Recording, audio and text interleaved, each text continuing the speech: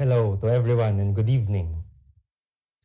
This year, the Philippine Psychiatric Association's series of scientific meetings focuses on the theme Best and Brightest, exhibiting exemplary expertise. And for the second PPA scientific meeting, we, the members of the Veterans Memorial Medical Center Department of Psychiatry, along with our corporate sponsor, the Otsuka Pharmaceutical Incorporated, would like to welcome each and every one of you for tonight's topic entitled MILIEU, the Third Dimension, the Token Economy as a Motivational System for Therapy and Rehabilitation. My name is Franz Ariano. I'm a diplomate and fellow of the Philippine Psychiatric Association, a medical specialist one for the Veterans Memorial Medical Center, Department of Psychiatry, and your moderator for this evening. Now, ladies and gentlemen, before we formally start, it's my pleasure to introduce to you our beloved Vice President of the Philippine Psychiatric Association, Dr. Arnold Angelo Pineda, to give us his welcoming remarks.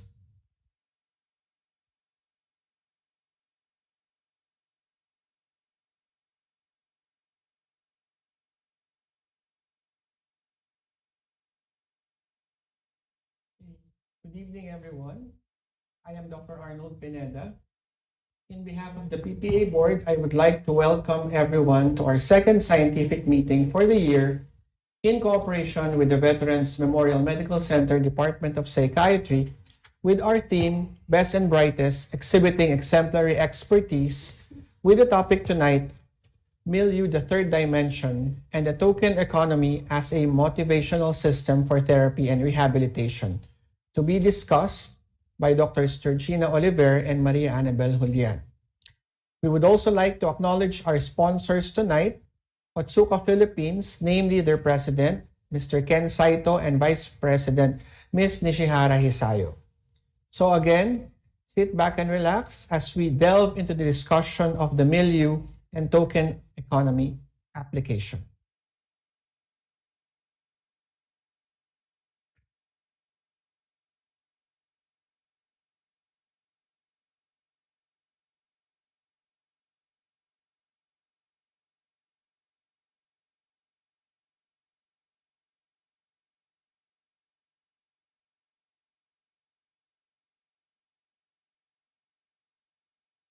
Okay, so thank you very much, Dr. Pineda, for that very warm welcome. So now, as the host institution for today's scientific meeting, it is again my pleasure to introduce the head of the VMMC Department of Psychiatry and a former president of the Philippine Psychiatric Association, Dr. Amadeo A. Alinea Jr., to give us his opening address.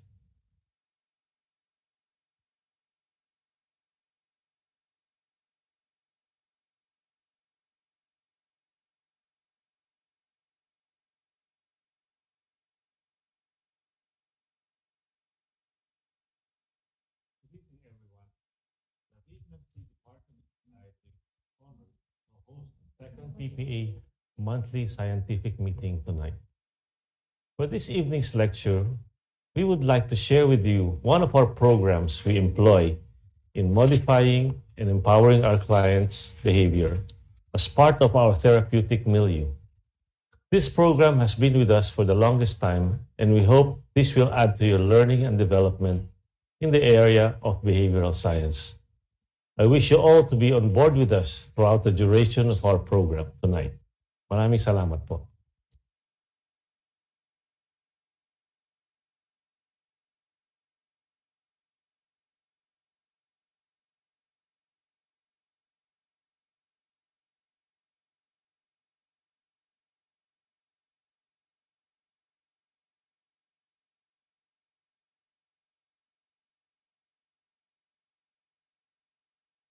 Hey, thank you very much, Dr. Aranea, for officially opening our activity for this evening.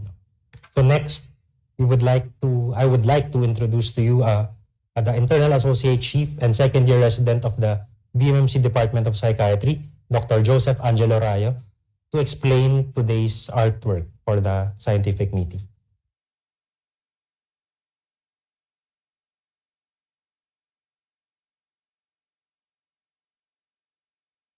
This mixed media digital artwork tries to represent what token economy is all about. Occupying the left-hand side of the poster is a stylization of Leonardo da Vinci's El Uomo Vitruviano, or the Vitruvian Man, that unites the artistic and scientific ideals of the High Renaissance period. In our version, we included symbols that stand for the biopsycho-socio-spiritual paradigm that we follow in the holistic care of our patient. The cross symbolizes one's belief in a higher being. The Greek letter C, symbolizing one's psyche, a DNA helix representing the biological makeup of an individual, and lastly, the longitudes and latitudes representing the milieu that an individual treads in his day-to-day living. The opposite half, on the other hand, represents the token economy as a method of behavioral modification.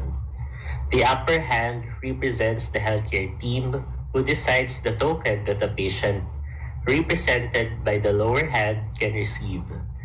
The token doesn't have to be material and can come in the form of recognition, affirmations, and privileges that can reinforce a patient's good behavior, paving his or her way to the road of recovery and reintegration back into the society.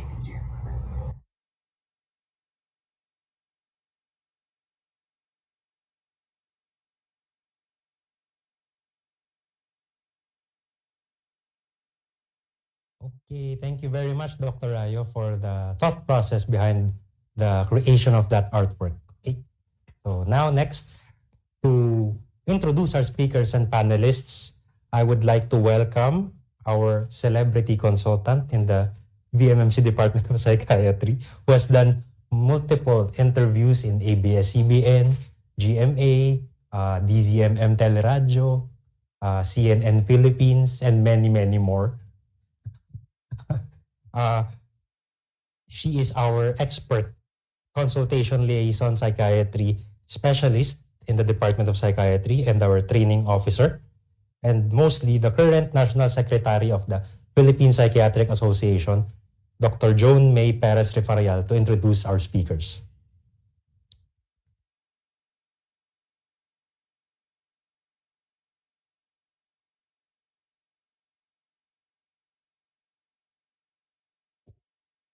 Good evening, PPA. Our first lecturer and panel member graduated from the University of the East from Mon Magsaysay Memorial Medical Center, then went on to finish her residency training at BMMC back in 1993. She then proceeded with her fellowship for child and adolescent psychiatry at the UPPGH. She is a diplomat of the Philippine Board of Psychiatry, a life fellow of the Philippine Psychiatric Association, and she served as the chair of Specialty Board, Philippine Psychiatry Unbank, and chair of Certification Board, Specialty Board of Philippine Psychiatry. She is a founding fellow of the Philippine Society of Child and Adolescent Psychiatry, a member of Board of Directors, Philippine Society for Child and Adolescent Psychiatry from 2018 to 2020, and the current editor-in-chief of the Philippine Journal of Psychiatry.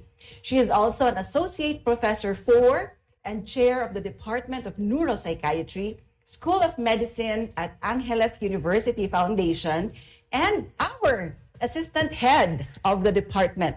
She also is celebrating her birthday today. So happy birthday, and let's all welcome Dr. Georgina Gozo Oliver. Our second lecturer and panel member is a Bachelor of Science in Nursing graduate from Centro Escolar University and finished her Master's of Arts in Nursing, major in Psychiatric Nursing from the University of Santo Tomas. She has almost 3 decades of experience in the field of nursing research and service, traversing from surgical, medical, and psychiatric settings. She has 3 published researches and recognized for her efforts as she was awarded by the Veterans Memorial Medical Center with award for innovations for her refinement of the token economy forms and its implementation last January 13, 2012. Let us all welcome Ms. Maria Annabel A. Julian, RN, MAN. Our last panel member finished his degree in medicine from St. Louis University and had his residency training in psychiatry at the Veterans Memorial Medical Center. He served as a training officer for the Department of Psychiatry at the VMMC and is a member of the Board of Directors and a fellow of the Philippine Psychiatric Association. He is a former president of the Philippine Psychiatric Association, and currently he is our boss, the head of the VMMC Department of Psychiatry. Let's all welcome Dr. Amadeo Alinea Jr., MD, FPPA, Live.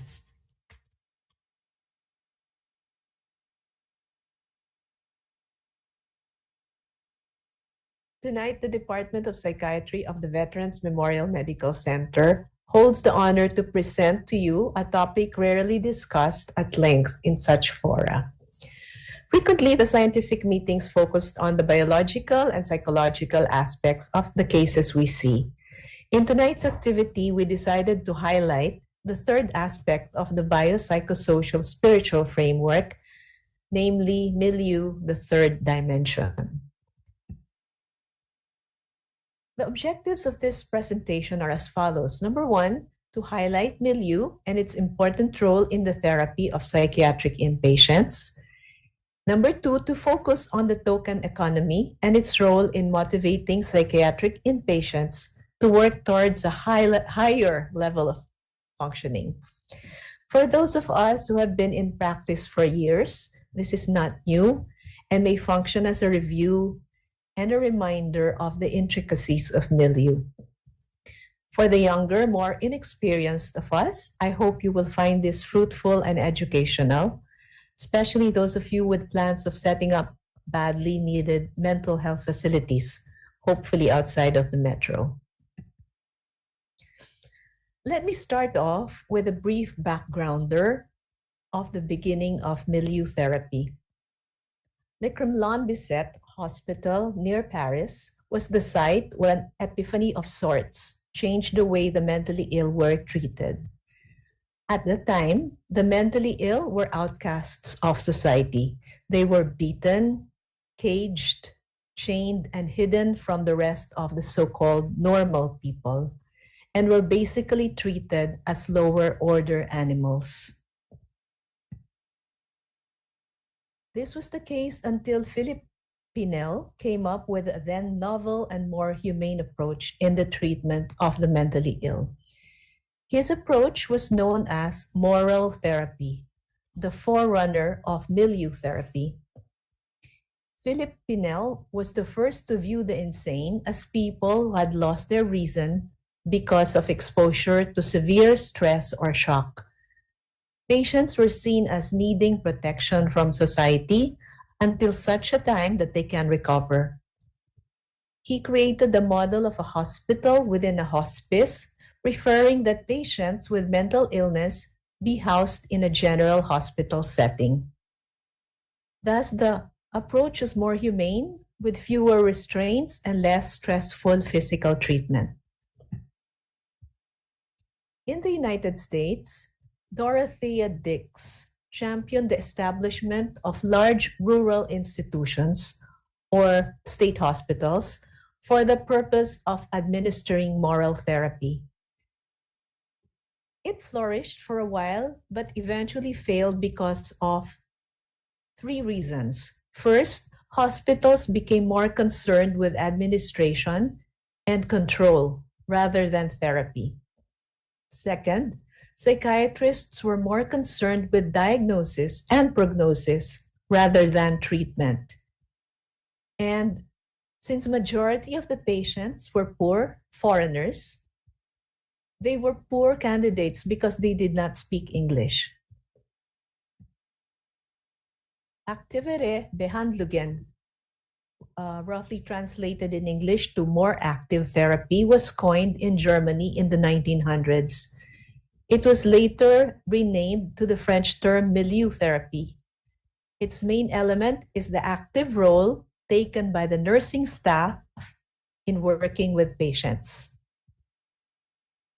The literature mentions Harry Stack Sullivan, who stressed the role of the environment in the treatment of patients with schizophrenia. Called the total push therapy, it considered that the entire staff was important in the treatment of the patient.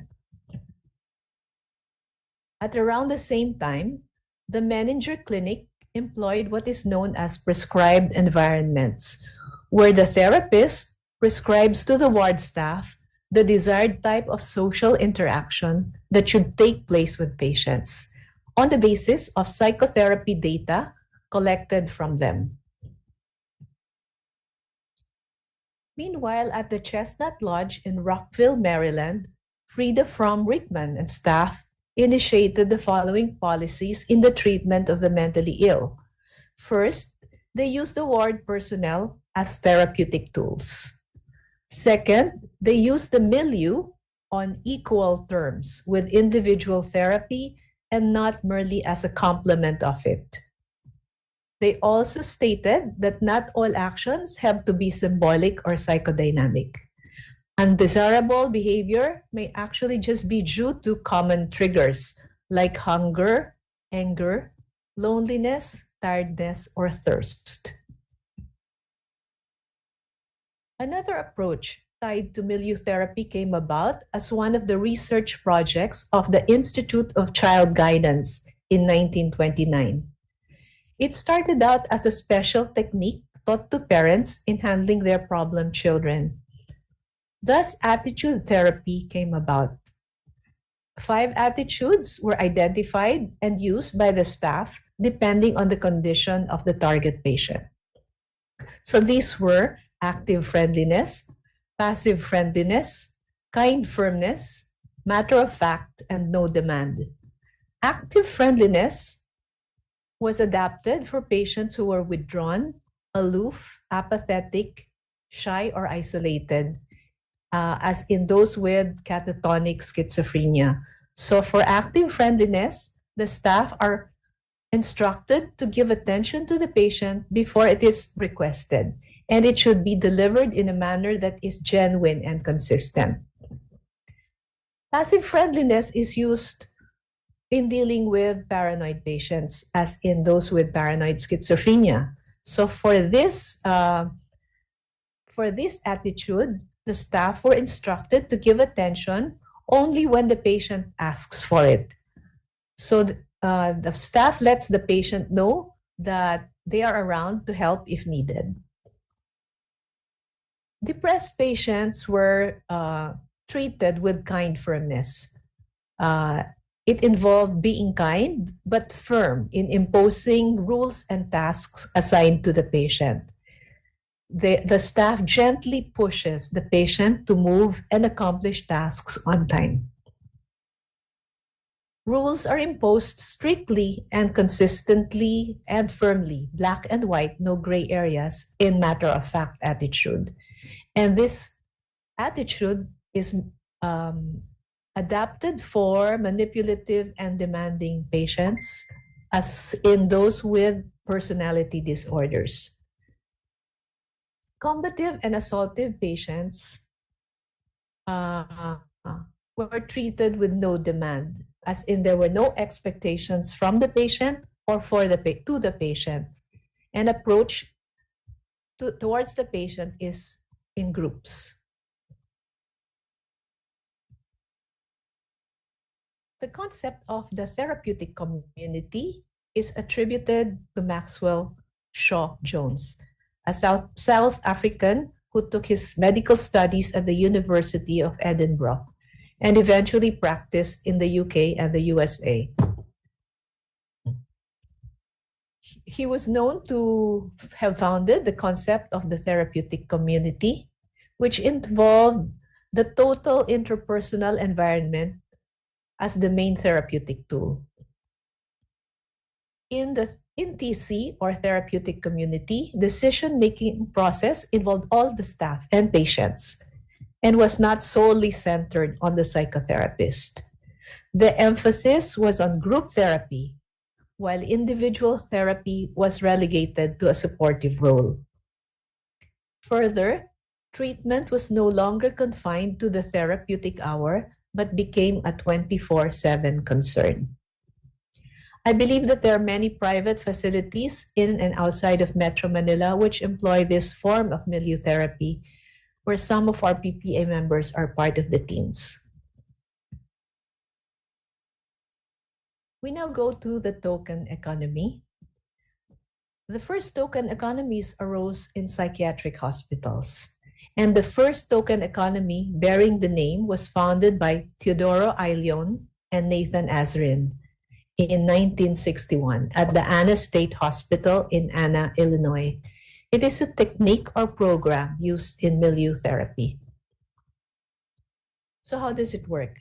Let us start with a few examples. The concept of economy is multi-layered and complicated, but to my simplicity-loving mind, it involves the flow of energy, usually embodied as money, tokens, or privileges in a system of exchange. So, for example, in the world economy, people go to work to complete a job or tasks, and in return, they are given money in salary, okay? Then they go out into the world and trade the money for activities and tangible items, like maybe buying cars, computers, food, or holidays with the family or friends. The token economy, on the other hand, is illustrated by the school system, especially in the preschools. So the children go to school, complete academic tasks, and are given tokens when they do well, like maybe stickers or stars stamped on their hands. And then the children go home, show the stars or the stickers to their parents, and they're given hugs, maybe free time, sweets, for example. In older children, the tokens are embodied in grades, which may be traded with praise, pride, medals, certificates, or an increase in allowance from approving parents or grandparents. On the other hand as well, if the grades are low, then such privileges are withdrawn. So that's also part of token economy. These are examples of real-world token economies. Number one, the first picture.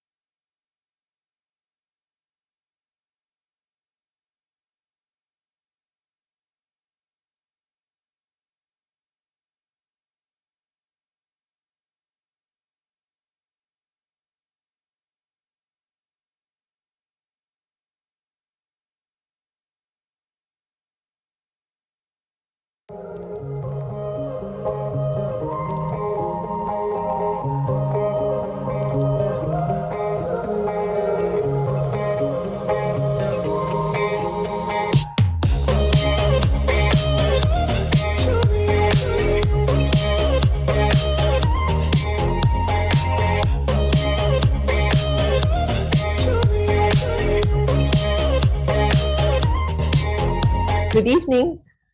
Tonight, the Department of Psychiatry of the Vet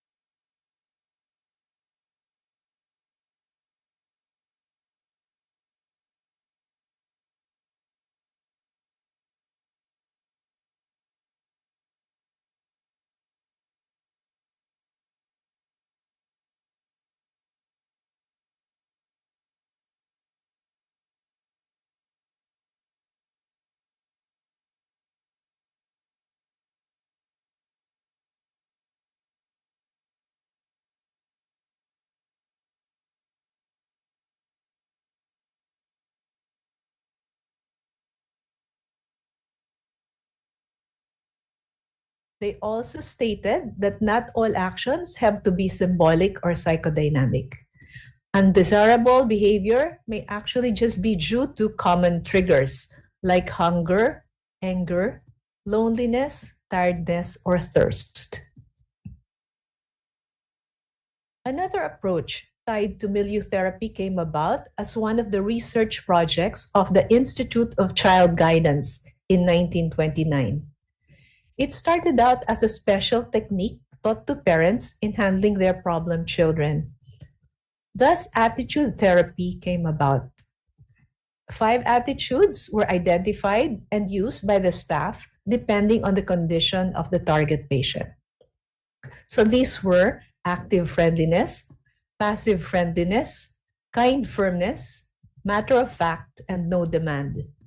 Active friendliness was adapted for patients who were withdrawn, aloof, apathetic, shy, or isolated, as in those with catatonic schizophrenia. So for active friendliness, the staff are instructed to give attention to the patient before it is requested, and it should be delivered in a manner and consistent. Passive friendliness is used in dealing with paranoid patients, as in those with paranoid schizophrenia. So for this attitude, the staff were instructed to give attention only when the patient asks for it. So the staff lets the patient know that they are around to help if needed. Depressed patients were treated with kind firmness. It involved being kind but firm in imposing rules and tasks assigned to the patient. The staff gently pushes the patient to move and accomplish tasks on time. Rules are imposed strictly and consistently and firmly, black and white, no gray areas, in matter-of-fact attitude. And this attitude is adapted for manipulative and demanding patients, as in those with personality disorders. Combative and assaultive patients were treated with no demand. as in there were no expectations from the patient or to the patient. And approach towards the patient is in groups. The concept of the therapeutic community is attributed to Maxwell Shaw Jones, a South African who took his medical studies at the University of Edinburgh and eventually practiced in the UK and the USA.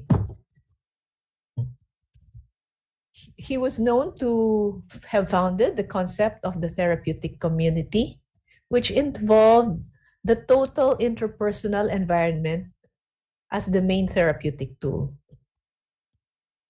In TC, or therapeutic community, decision-making process involved all the staff and patients and was not solely centered on the psychotherapist. The emphasis was on group therapy, while individual therapy was relegated to a supportive role. Further, treatment was no longer confined to the therapeutic hour, but became a 24/7 concern. I believe that there are many private facilities in and outside of Metro Manila which employ this form of milieu therapy, where some of our PPA members are part of the teams. We now go to the token economy. The first token economies arose in psychiatric hospitals, and the first token economy bearing the name was founded by Teodoro Ayllon and Nathan Azrin in 1961 at the Anna State Hospital in Anna, Illinois. It is a technique or program used in milieu therapy. So how does it work? Let us start with a few examples. The concept of economy is multi-layered and complicated, but to my simplicity-loving mind, it involves the flow of energy, usually embodied as money, tokens, or privileges in a system of exchange. So, for example, in the world economy, people go to work to complete a job or tasks, and in return, they are given money in salary, okay? Then they go out into the world and trade the money for activities and tangible items, like maybe buying cars, computers, food, or holidays with the family or friends. The token economy, on the other hand, is illustrated by the school system, especially in the preschools.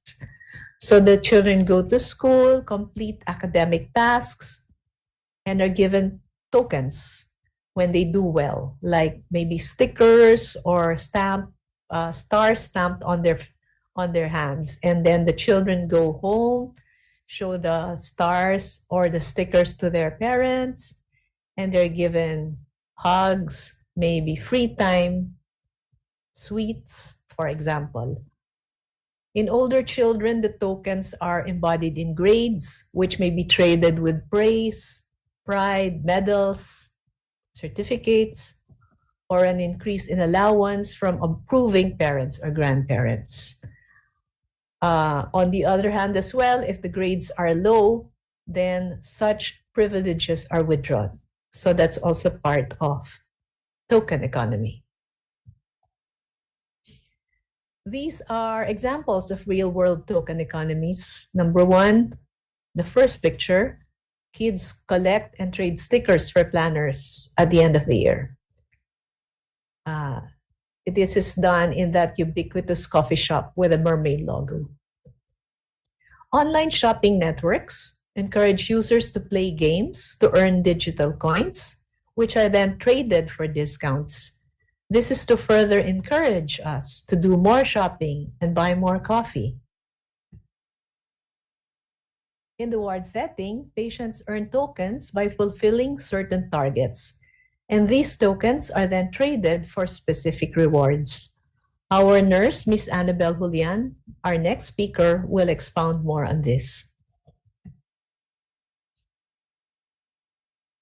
The objective of the token economy is to design a motivating environment.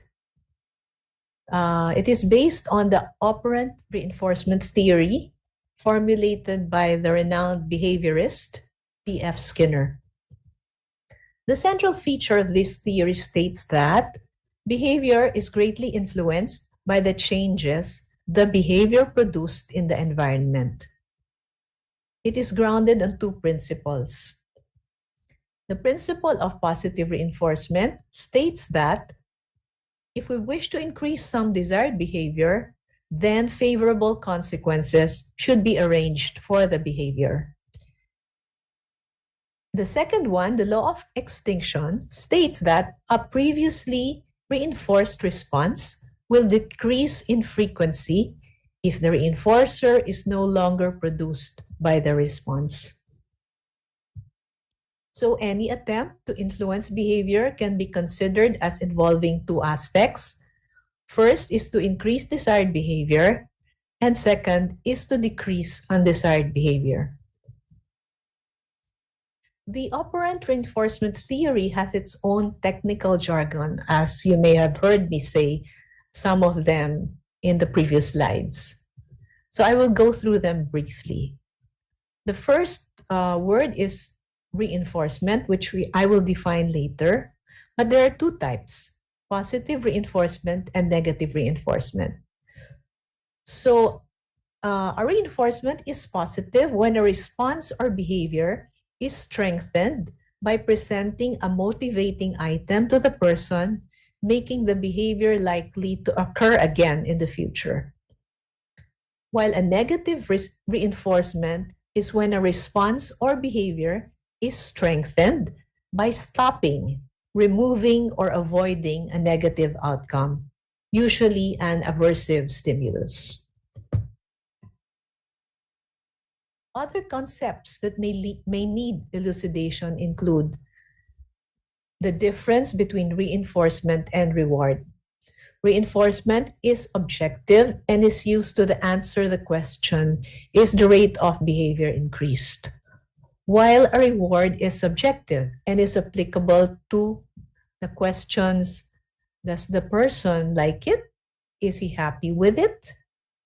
Usually a reward is something with a personal symbolic significance, and it usually fulfills a personal need.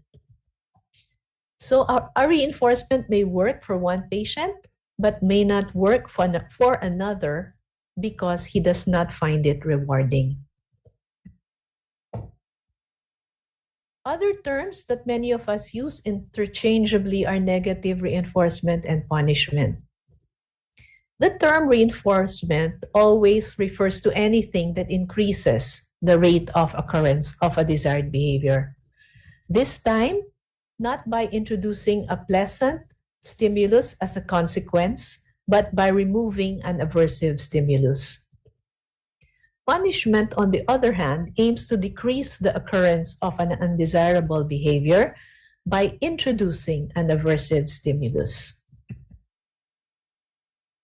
Another main aspect of the operational reinforcement theory is the concept of schedule of reinforcements, which refers to the timing of administration of the consequence to the desired or undesired behavior. And there are 4 schedules. There is fixed interval, fixed ratio, variable interval, and variable ratio.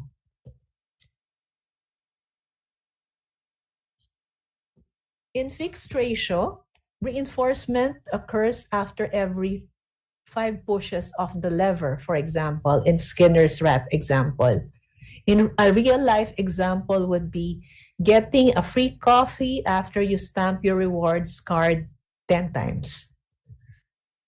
For variable ratio, the Skinner rat example is the reinforcement occurs after an unpredictable amount of lever presses. So in real-world example, it's like winning money at the slot machine, for example, after an unpredictable amount of attempts. For fixed interval, the reinforcement occurs every 5 minutes. So the time is fixed. This is illustrated in the real life example of waiting for 25 minutes for a cake to bake, for example. While in variable interval, the reinforcement occurs at an unpredictable time, regardless of how many presses of the lever are done. And an example of this would be fishing. Okay.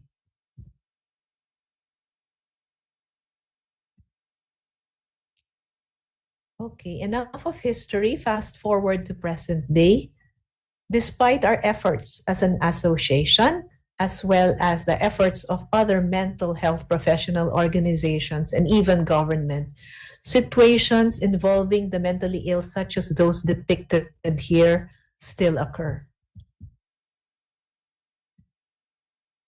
Patients may still experience stagnation, hopelessness, and helplessness, even within inpatient institutions, especially when understaffed.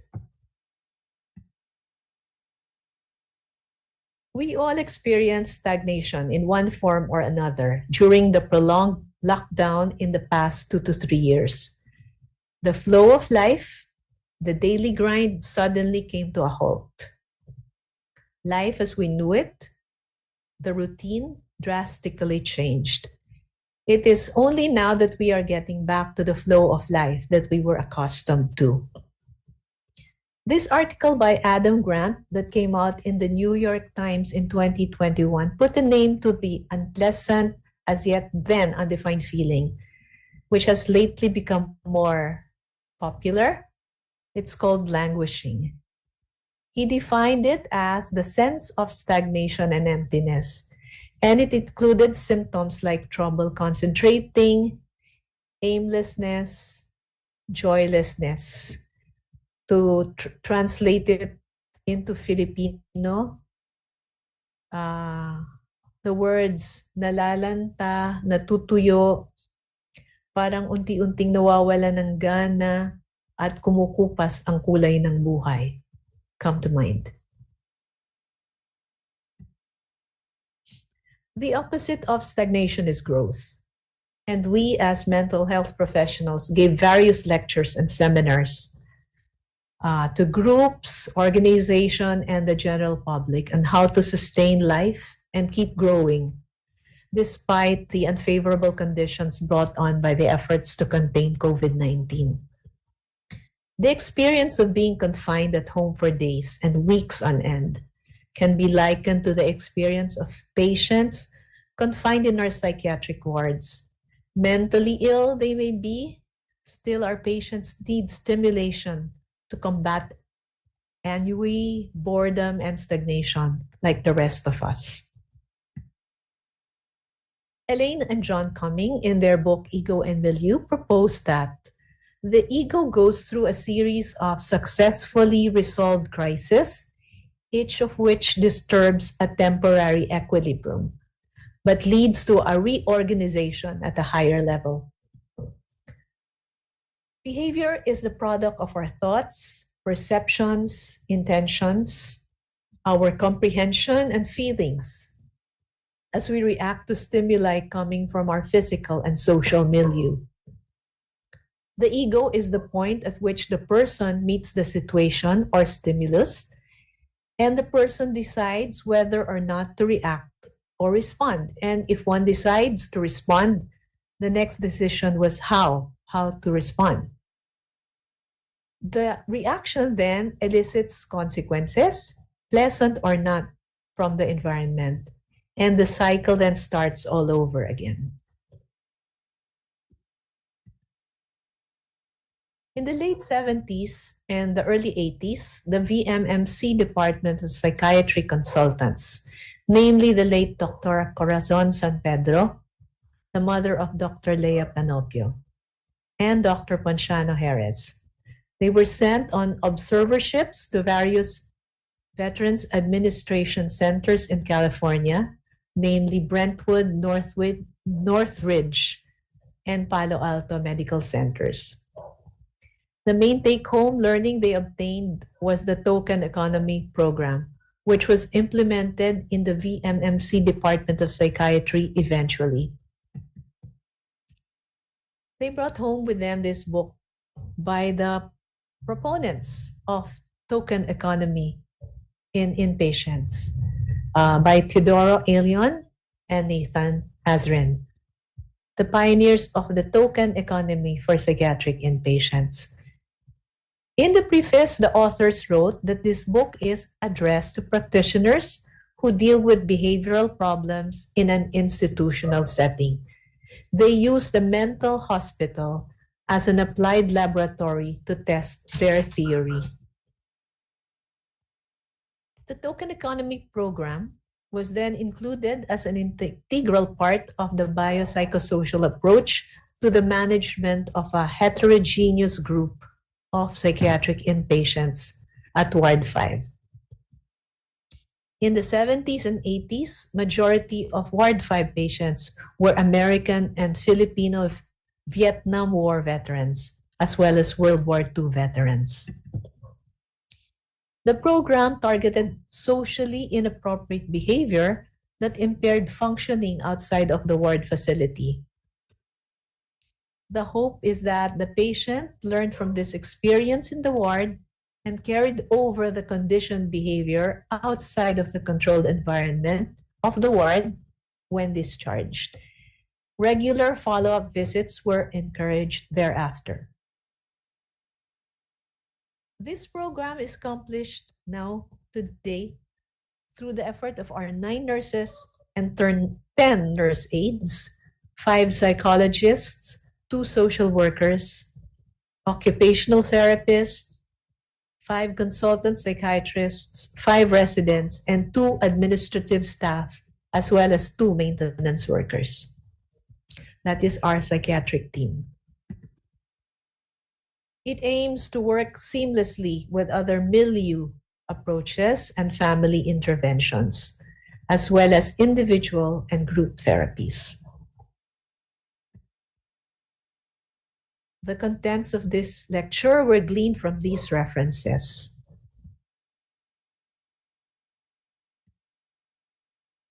Thank you for your attention. Please stand by for the next speaker.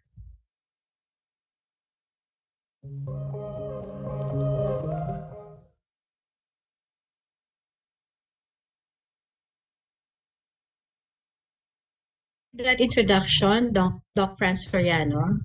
Good evening po, especially to the Board of Directors of the PPA, to the guest doctor speakers and participants here. And also, good evening to Ms. Nishara Hisayo of Otsuka, and also to the Ward 5 staff. They're watching too.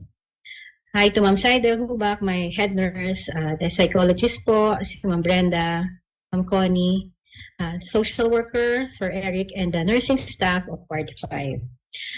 Before I begin my topic, I would like to thank the PPA for this invitation. I am very much honored po to be part of this scientific meeting. Ayun, to start with the topic, the role of the nursing staff in VMMC Department of Psychiatry's Token Economy Program. I will share with you the history of the implementation, what happened during the pandemic time, and the plan to revisit the Token Economy Program this year. For the history, as part of the psychiatric team, the nursing staff, nurses, and nursing aides assist in the management of patients at the VMMC Psychiatric Ward or Ward 5, and so with the implementation of the Token Economy Program. I was assigned in Ward 5 in 2005, and the Token Economy Program have long existed before 2005 pa. Sabi ng mga kuya ay early 80s pa. Ayan. When the US veterans were still confined at the Ward 5. The Token Economy Program is a reward and structured program designed so that the patient can learn the behavior necessary inside the ward. A patient is responsible for his or her behavior and the consequence of such behavior.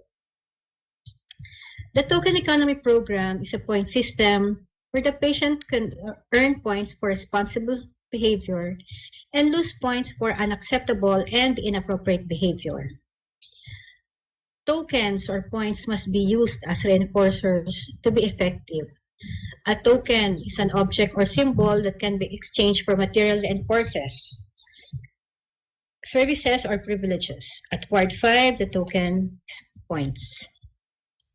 Since the onset of the implementation of the token economy program, the activity nurse and the activity aide oversee the rating or grading of individual patients based on the following parameters. So we have 3 parameters: the general behavior, interpersonal behavior, performance in therapeutic and recreational activities. For the general behavior, the subcomponents are appearance, punctuality in ward activities, eating habits, and compliance to medications. The patient is informed of the token economy program during one of the meetings with them. To earn points or tokens, a patient must perform certain appropriate behavior. For example, for the general behavior appearance, if a patient can perform shaving, showering, or taking a bath, brushing teeth, etc., a maximum points can be given, like 4 points. Ayun. So there is an equivalent points for every appropriate behavior. However, inappropriate and unacceptable behavior also have equivalent points to be deducted from the earned tokens or points. Such behavior include stealing, refusing to attend activities, refusing medications, etc. So we have a list for this unacceptable behavior. Aside from this inappropriate and unacceptable behavior, tokens can be deducted if a patient avail of some privileges like receiving phone calls,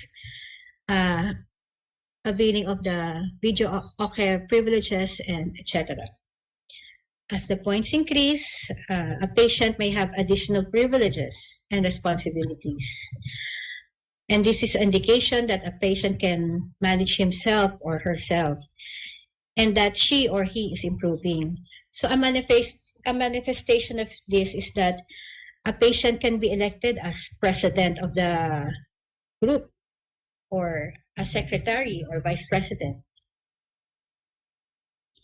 At Ward 5, we have the treatment room or TR, placement of the patient inside the treatment room may forfeit all points earned. Points can be automatically reduced to 0. A patient may be placed inside the TR due to disturbed behavior, medical problem, and scheduled procedures. Before the shift of the activity nurse and activity aide ends, the activity aide feels or rates the patient's behavior using the token economy form. Points accumulated is accounted weekly by the activity nurse or aide and is reflected at the blackboard beside the patient's name. So at the ward, we have this token economy blackboard wherein the patient can see his or her earned points. It was noted that patients wanted to earn more points. This is a motivation for them so that they can be discharged earlier. For a candidate for discharge, one must earn 300 tokens. In one day, the maximum points that a patient can earn is 46 points. But it is also possible that a patient may lose all of his or her earned points in one day. However, the token economy points is just one tool in assessing the progress of the patient's behavior, and other tools have to be considered for the discharge of the patient. Until 2011, the token economy for a program only covered the 8 a.m. to 4 p.m. time period from Mondays to Fridays. This is the time that the activity nurse and activity aide were on duty. In 2011, there was an improvement in the token economy program. The form was revised and included in the patient's chart, though previously it was not. The use of the token economy form then covered the PM shift. So the PM shift starts from 6 p.m. until 6 a.m. And the weekends was already included in filling up the token economy form. During weekdays, the PM shift, the nursing aide on duty filled up the token form, and during weekends, the nursing aide on duty for the morning and the PM shift filled up the forms. With the first revision of the form, it was very challenging because it took some time. There were a series of discussions with the nursing staff and doctors. Fortunately, in 2011, the head of the psychiatry department was Dr. Felicitas Soriano. And during that time, Dr. Soriano was very encouraging and very receptive with our suggestions for the improvement of the ward. With the token economy form, Dr. Georgina Oliver was the one who supervised it, with inputs from Dr. Amadeo Alinea too. Our head nurse, Ma'am Seidel Hubak, was also very supportive. We have to do some test use of the form before it was finalized. An orientation for the use of the new token economy form was also held for the nursing staff. And for this innovation, yours truly was given a recognition award by the Nursing Service Audit Team in 2012. The recognition award for innovations, refinement of the token economy forms, and its implementation at Ward 5. In 2018, another revision of the token economy form was done. It included written guidelines in the form. During the COVID pandemic time, the COVID pandemic time have drastically changed systems and protocols, and we were not exempted.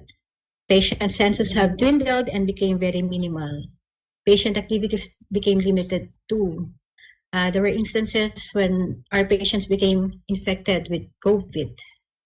With the token economy form, the performance in the therapeutic and recreational group activities parameter was rated 0. But then, though activities were suspended, the use of the form continued. So, before the economy opened in 2022, which meant that people's mobility will be more permissible, there was a clamor to further improve the token economy program. So for 2023, things that we may consider include the revision of the form.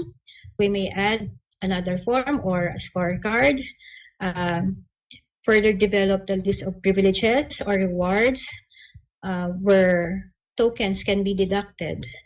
We should also consider rewards that can motivate patients to improve their behavior.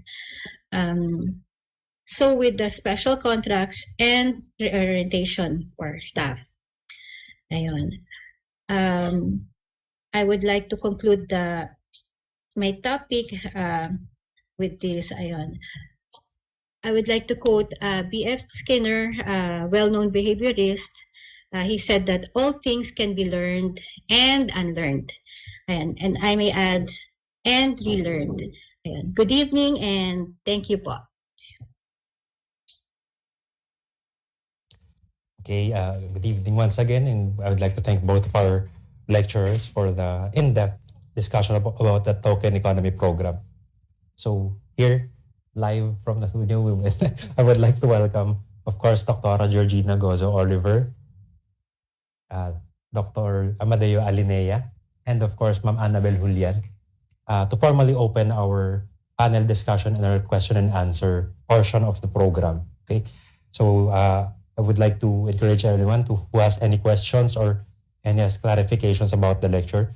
We can now type in the chat box or the question and answer box for our panel. Okay. But before that, of course, us here in the studio also have questions from ourselves, of course. No? So, siguro unahan ko na siguro yung questions ng ating participants. No? So, una po. No? So, Dr. Alinea po, you said earlier, saka all throughout the lectures from both of our speakers, it's been said that the Veterans Memorial Medical Center has adopted the token economy program ever since before pa talaga. No? Ever since yung US veterans was part of the clientele. No? So, can you just share lang, Doc, or parang makwento lang yung experience natin with the token economy program before hanggang ngayon, Doc, kung ano yung mga na-experience natin, Doc? When I entered the department, the token economy program has been ongoing. And one of the things that makes it very interesting is that we, aside from what they get, the privileges, I think it's the restrictions that are something that we encourage. As we all know that patients with mental health issues have a lot of restrictions, especially when they go home. Part of our token economy is to lessen these restrictions, and a lot of these patients are able to go out of the ward to spend some of their earned tokens or the money that is being given to them and go to the canteen and buy their own food. Some of them are even allowed to assist our staff in getting in the laundry shop, getting the linens and the uniforms, and that is what they appreciate, because we all know that the movements of these individuals are very restricted once they go out. They're not allowed to go home, to go out of the house. They're always told just to stay at home. But this is the time that they experience that with the proper behavior, that it has a positive reward in the end. Okay. Thank you po, Dr. Alinea, for sharing yung experience. So, wala pong question. Kung okay lang po, mag-ask lang po ko ng isa pang follow-up na question. So, for Dr. Oliver naman po, no?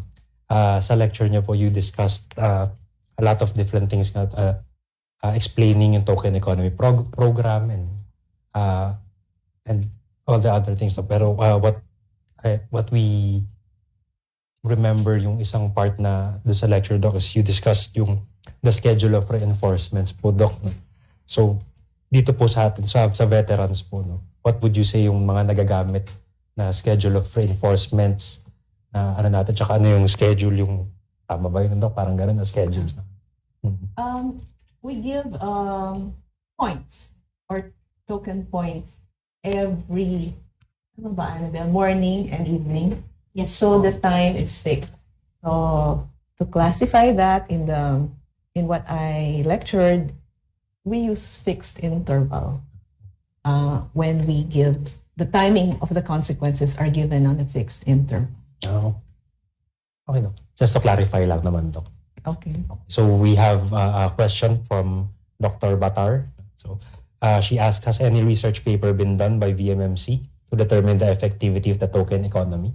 To anyone siguro. No? Hi, Mel. When I was doing the lecture, that came to my mind na wala palang research on this. Hopefully, we will go into that once we've fixed it again, because the pandemic has actually made us revise a lot of the rules. Kailangan consistent muna siya before we even begin to do the research para ma-control yung ma-control yung variable as much as possible. So yun. Hopefully in the future nga talaga, Doc, na makagawa tayo ng magandang research siguro o kaya study with the token economy. Okay? Siguro, isa pa akong question, Doc, sorry po. Kay Ma'am Annabel naman. So, Ma'am Annabel, question lang. So, parang in clinically speaking, so of course, kaya sabihin na the nurses and the nurse aides, mas marami sila time talaga na na-encounter yung patients.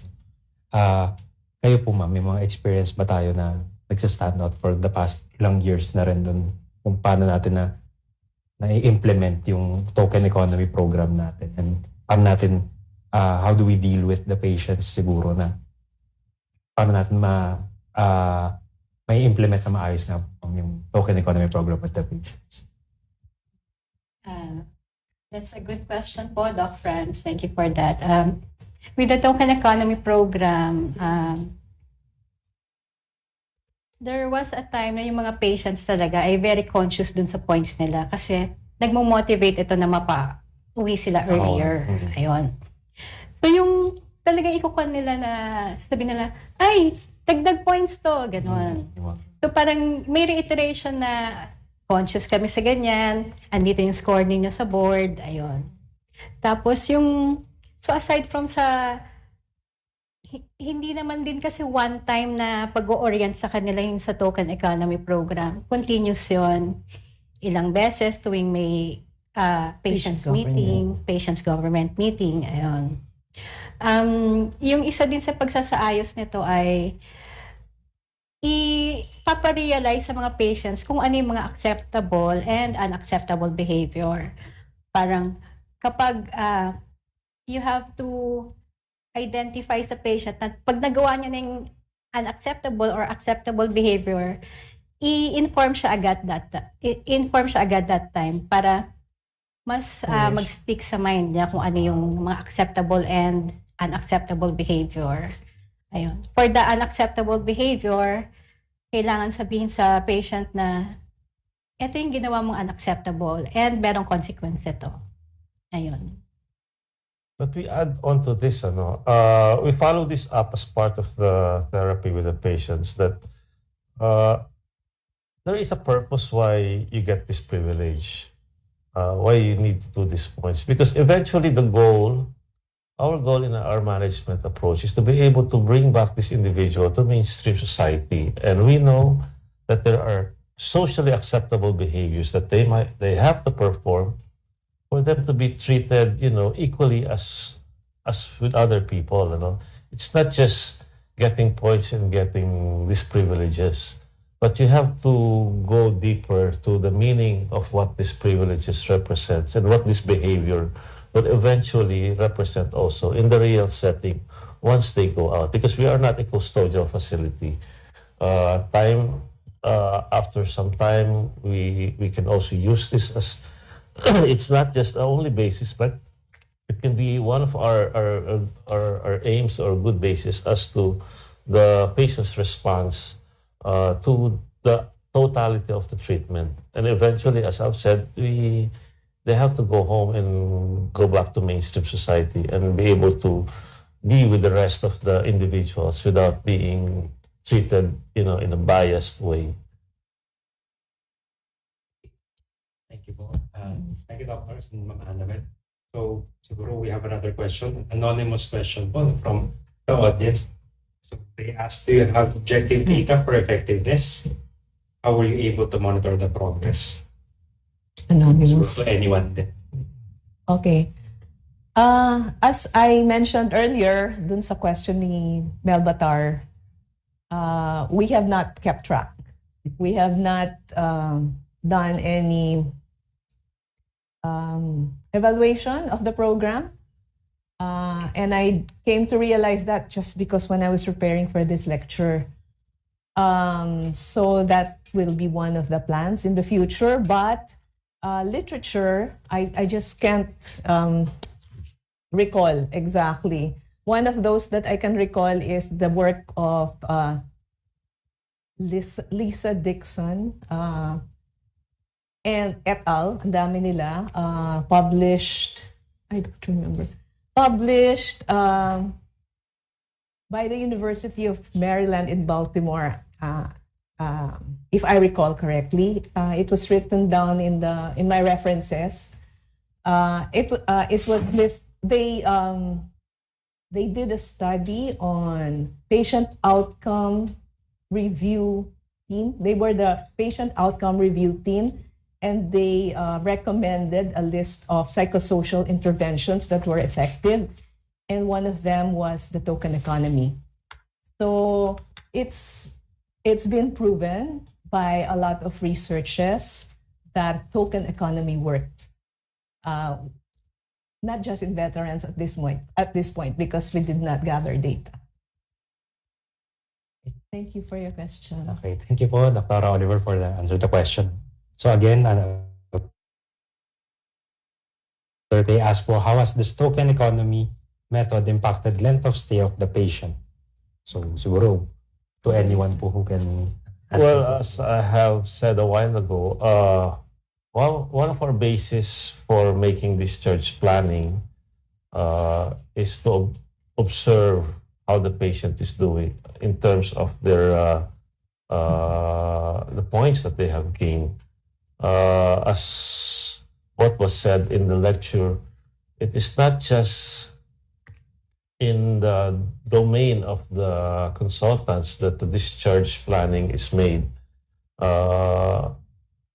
Token economy is the group endeavor to be able to assess whether the patient would have a higher risk. We cannot really determine the exact behavior as they go out, but at least we know the risk would be less in terms of behavior that would not be acceptable or would not be manageable or tolerated by the family. So definitely there is an impact on the length of stay of patients based on what the findings are with the token economy. Anecdotal na lang, like Annabelle said kanina,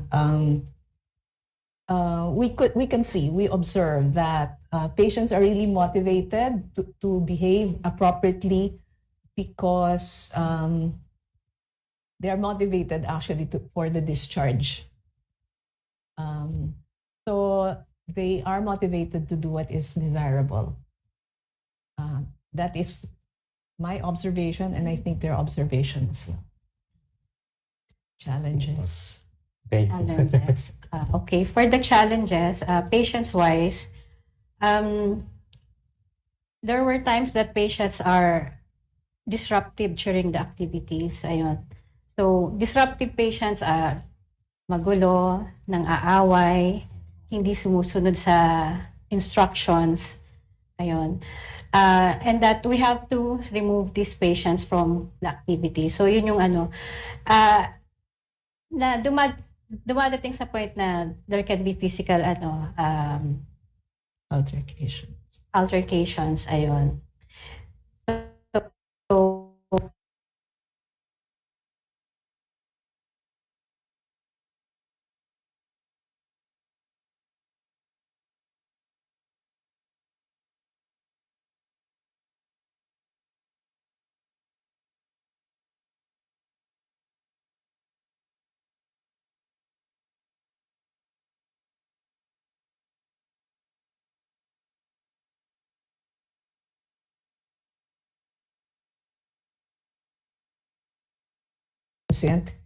kung mabilis ang turnover, the program is difficult to implement because one of its main pillars is consistency. So we have to keep training the staff whenever there's a turnover because the team has to act consistently for it to be effective. Okay. Thank you po ulit, doctors and Ma'am Annabelle. Again, we have another question po dito, no? So the question reads, was there ever an encounter when the rewards became more important than the target acceptable behaviors? And how do you deal or educate these patients? So anyone po siguro ulit. Based on observation, yes, may mga patient na focus on the reward than the target behavior na maging acceptable yung kilos nila or ano. Ang intervention namin for that, we explain to them na kahit na you have these points, kahit na you acquired 300 points na for you to be a candidate for discharge, there are other tools na ginagamit sa ward na mini-measure ang behavior. Ayun. For a patient to be considered for discharge. Yung ganon. Yeah, this is just one program that we use. This is not the sole indicator for patients to be eventually discharged. You know, part of the total management is also reinforcement of what the goal is and what is the purpose. That's what, building the true insight actually of why this program is being used. So for the individual to realize that it is not just for the time that they are in the hospital, but they can also be very useful when they are out after discharge. Okay. Sige po, doctors. Thank you rin po. Siguro yung next question rin po, maybe in the same vein rin po nung previous question. So, were there ever any patients who were motivated to earn points? But siguro, yung question nila is, but the patient became problematic when they were discharged or when they went home already? Meron po ba tayong experience with that kind of patient po na?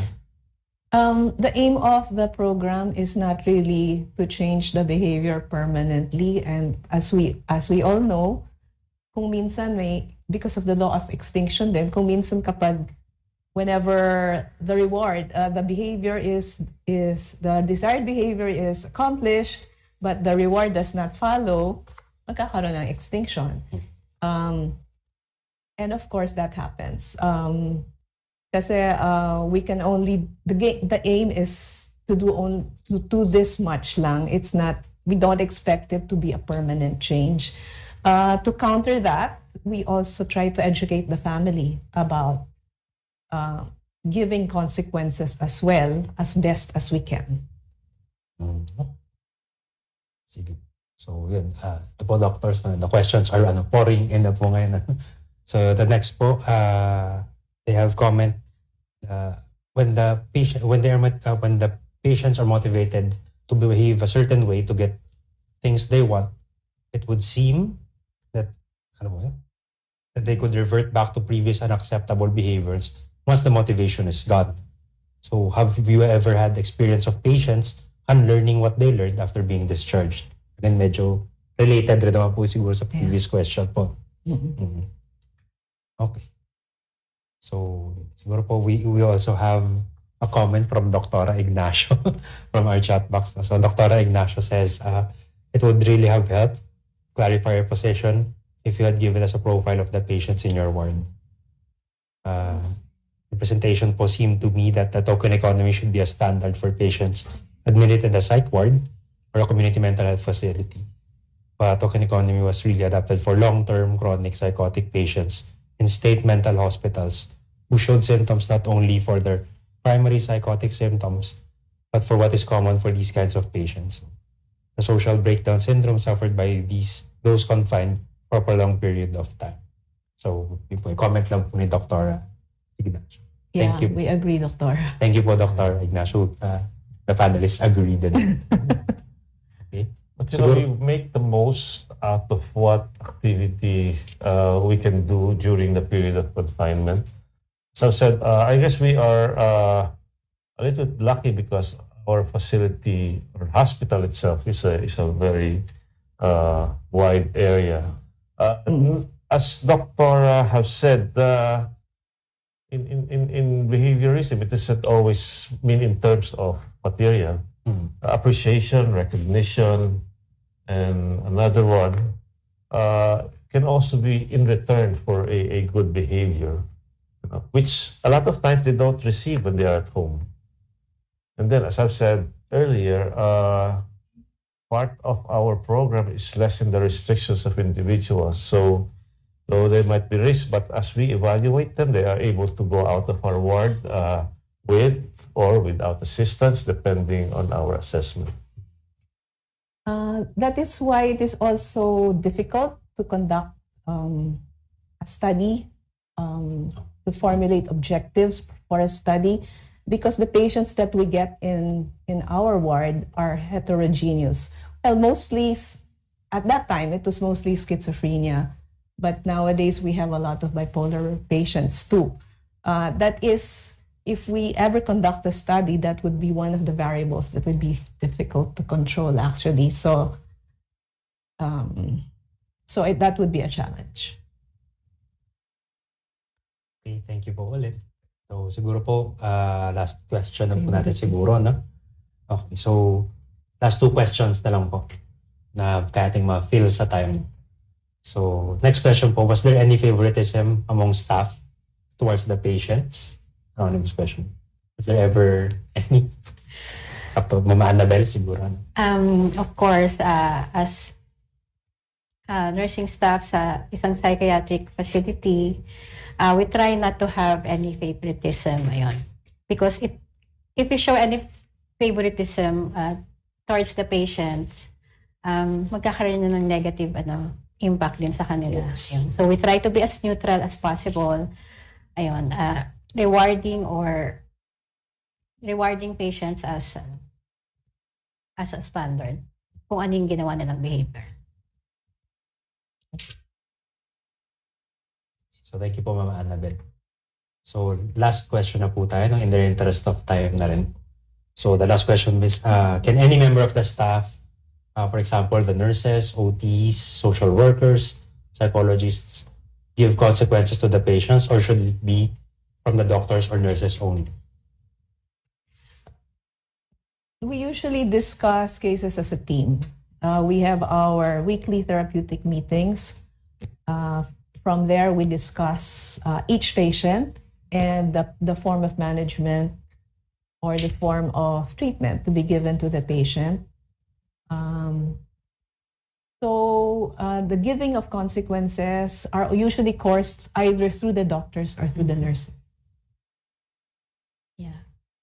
For the nurses, we refer disruptive patients to the resident. We always refer. So it's a team approach po siguro. Yes. Okay. So may signal po ako na we have siguro the last question na po talaga. So last question from our, okay. So the question reads, do you feel that sometimes patients manipulate the staff to earn more points and be discharged early? So siguro po, question rin po. To anyone, Ma'am Annabelle rin po siguro. I think when we were applying this program, we already anticipated this manipulation, and our observation and our consistencies from the past several years, I think we have a good insight on whether some patients are just in for the run. I think, as I said, primarily because it has been ongoing for quite a while. We have a good sense of the purpose of why individuals are performing or delivering what is expected during their confinement. Yes, Doc. Napapansin namin na fake yung pinapakita ng patient. Ayan. So what do we usually, pag ganun, yung parang fake yung, pinifake nila yung behavior na parang makauwi ng ma-discharge, since it's one of the incentives siguro ng token economy program. But I think we emphasize that the token economy program is not the sole indicator for their discharge. There are other modalities that we use during the course of confinement that can be the determinants of whether patients are in time due for certain discharge disposition. Okay. So, kaya natin, ma'am. So, siguro po last na request na lang. I think Dr. Ignacio would like to comment verbally. Hello po, Dr. Ignacio. Well, I really congratulate everyone for presenting this, as Gigi had said, the not too much discussed topic, our needs. And it is confronting us now at the Philippine Council for Mental Health, because there are many community mental health facilities that are opening up and psychiatric wards are being encouraged, that somehow we have to have our concepts clear. I was a fellow in social psychiatry when that book, Ego and Milieu, had been written by the Cummings. So I'm a little familiar with most of what you're talking about. But let me emphasize, as June would also say, this is not the only way that we discuss the patient. But really, I think the major concepts that you are really trying to address in a psychiatric ward, especially for nurses, is not so much the psychiatric diagnosis, but the degree of social breakdown syndrome that is developed because of confinement and because of institutionalization. So you're addressing the social behavior of that patient, and it's really not quite clinical. It's really the social behavior, whether or not they agree or disagree, or whether or not they change their behaviors because you have something that will reinforce them negatively or positively. It's a very, very important concept, because what I'm feeling is that it's still very clinical in the ward. The ward is a therapeutic community, as Gigi had presented it. So it is not a clinical area alone. It is in the form of environmental therapy. So it's the social behavior that you must look into, and not so much whether or not they follow because they have improved in their psychiatric condition. And that's one thing that is, I think, needing some clarification lang as you continue. And thank you very much for telling us that you are progressing, you're revisiting the concept. But I think the nurses especially must look into it from the social breakdown in behavior rather than clinical symptoms. That's all I wanted. That's why I wanted to talk, kasi hindi ko masulat yan dyan. Nahihirapan ako susulat dyan. Thank you very much, Gigi, for the lecture. Medyo may konting kailangan lang i-refine sa konsepto. As you revisit, and Gigi, I would encourage you to do research here, because you may still have to prove to us, is it a standard behavior for every psychotic patient that comes to a ward, to a psychotic behavior among veterans that will need to stay longer in the hospitals because of not only a psychotic behavior, but post-traumatic stresses that is complicating the psychotic behavior? How long is the hospital stay that you will determine that now a token economy method may be necessary, because that long-term hospital stay is causing social breakdown syndrome. In mental hospitals, which I had experienced during my own fellowship in social psychiatry, you would find that they are not so much exhibiting schizophrenic symptoms anymore, which is more or less the chronic psychotic in those long-term patients more than a year, but they're already showing social breakdown syndrome, which you may have to.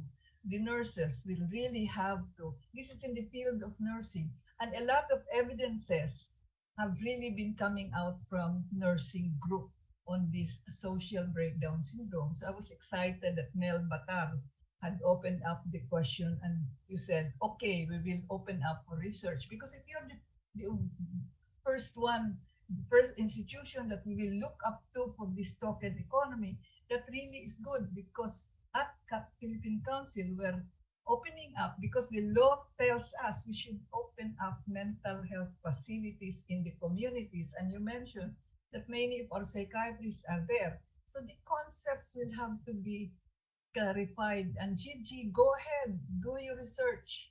The nurses, go ahead, do your research. PCHRD might support you. Thank you very much. At so hindi na ako makasulat-sulat dyan, Franza. Thank you very much. Thank you very much, Dora, for your insight and for your encouragement. We will try our best to come up with output.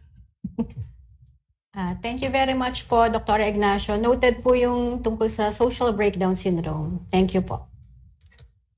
Okay, so thank you po ulit again, Dr. Ignacio, for the comments. Thank you to all the participants who typed in their questions in the chat box and question and answer portion po. I would also like to thank our panelists, Dr. Oliver, Dr. Alinea, and Ma'am Annabel Julian, for your time and expertise po and for sharing them with all of us. So for now, for the next part of the program, let us show our gratitude and appreciation to our lecturers and panelists for today's second scientific meeting. So if I may I call on back to the studio, Dr. Joan May Perez Rifarial, to present the certificates for our panelists.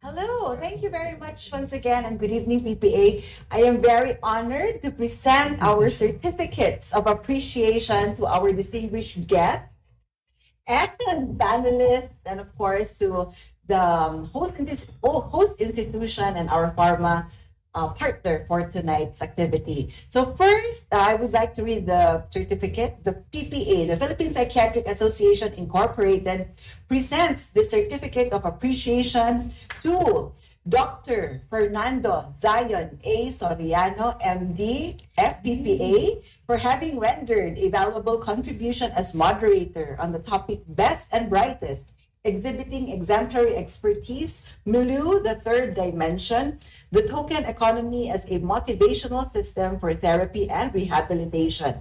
Held today, April 18, 2023, via Zoom, signed by our PPA President, Dr. Robert D. Buenaventura, MD, FPPA Live, our Chair of the PPA Committee on Psychiatric Education, Dr. Arnold Angelo M. Pineda, MD, FPNA, FPPA, and myself as the Board Secretary. Congratulations, Dr. Soriano. Yay. The same certificate is awarded to our speaker, Dr. Georgina Gozo Oliver, MD, FPPA Live, who is also celebrating her birthday today. Happy birthday, Dr. Oliver. Thank you very much. And the same certificate is also awarded to Ma'am Maria Annabel A. Julian, RN, as our speaker as well. Congratulations, Ma'am Annabel.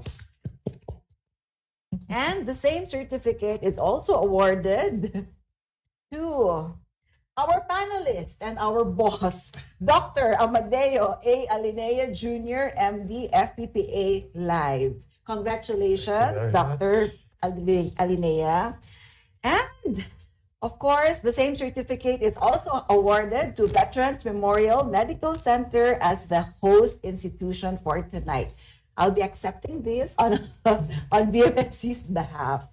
And last but not the least, thank you very much. This certificate is awarded to our sponsor, Otsuka Philippines Pharmaceutical Incorporated, as our sponsor. Thank you very much for helping us with tonight's activity.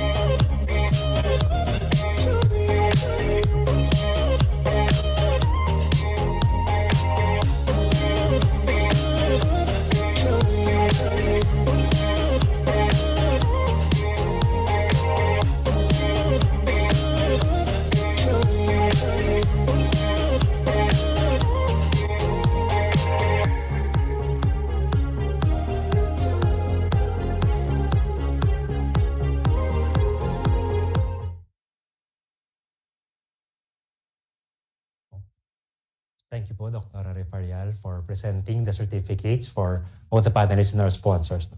So as Dr.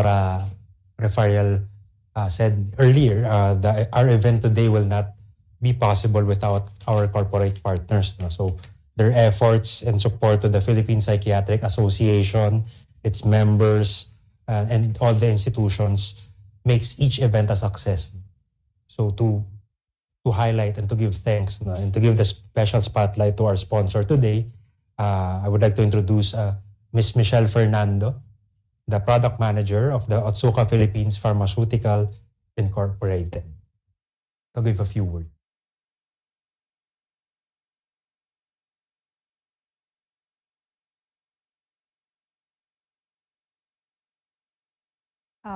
Good evening, doctors. In behalf of Otsuka Philippines, I would like to express my appreciation to the speakers and panelists for their valuable contribution to this PPA scientific meeting in cooperation with Veterans Memorial Medical Center, Department of Psychiatry.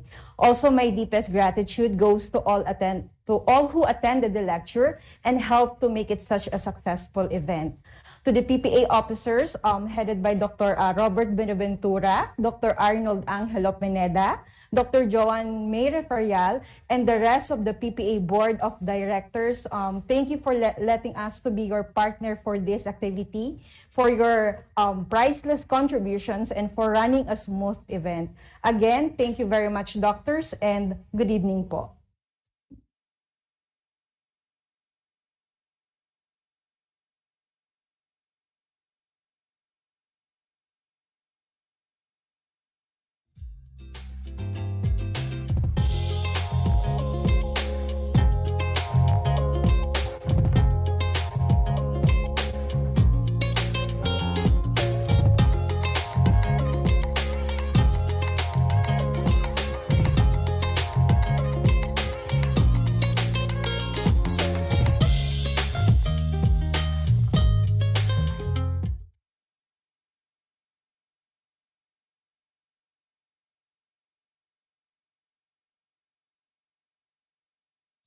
Thank you again, Ma'am Mitch and Otsuka, for spearheading this event tonight. So thank you again for your continuous support to the PPA and to all the institutions and its members. And now to officially close and conclude the second PPA scientific meeting, it is my very honor to introduce the President of the Philippine Psychiatric Association, Dr. Robert Buenaventura, to give his closing remarks.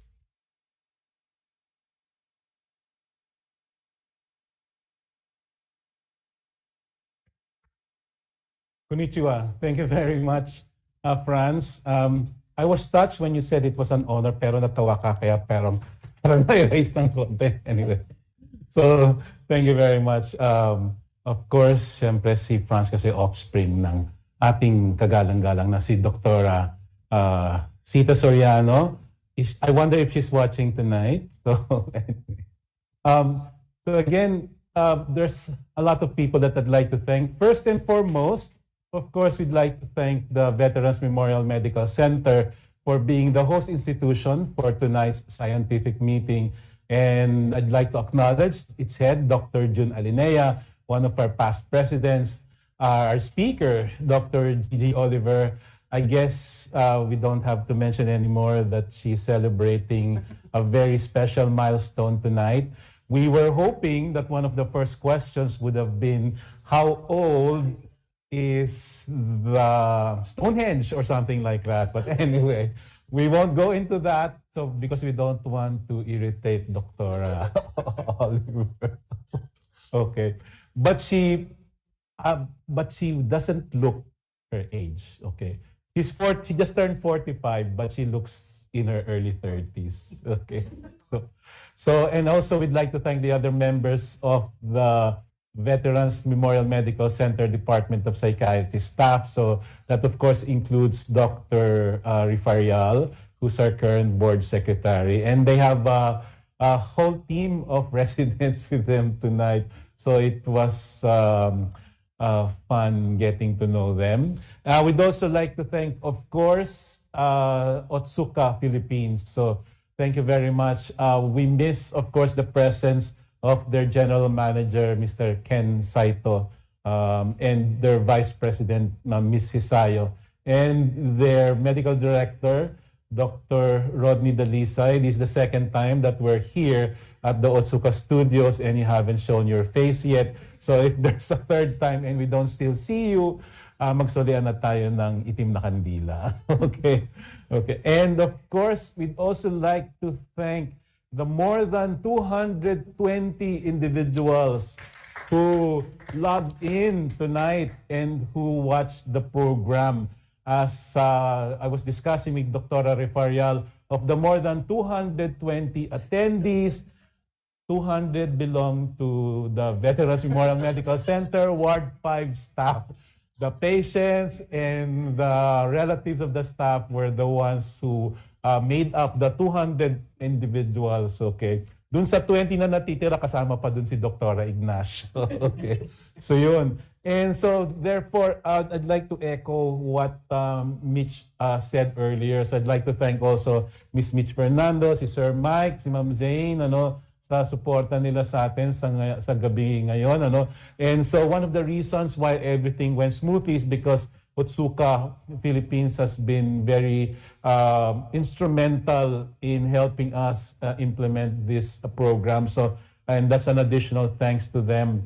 And I'd like to remind everyone that our next scientific meeting will be on May 2, and the host institution is the Medical City, so TMC. So Dr. Cardines reminding you, and Dr. Wina, na May 2 na ang inyong slot. So with that, again, thank you very much to everyone who were responsible for making this evening a very successful event. Domo arigato.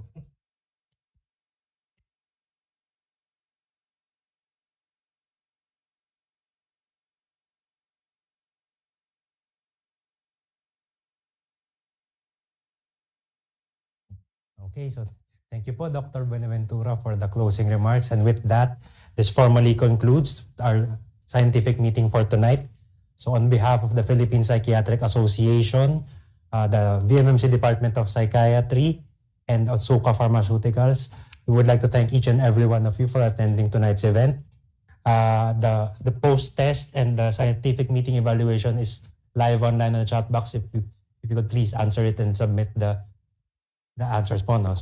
So thank you po again, and we would like to see you in the next PPA scientific meeting, as Dr. Buenaventura said, on May 2. So thank you, have a good evening. Hinga na po tayo, kain. Ingat po pa uwi kung pauwi pa lang. Thank you.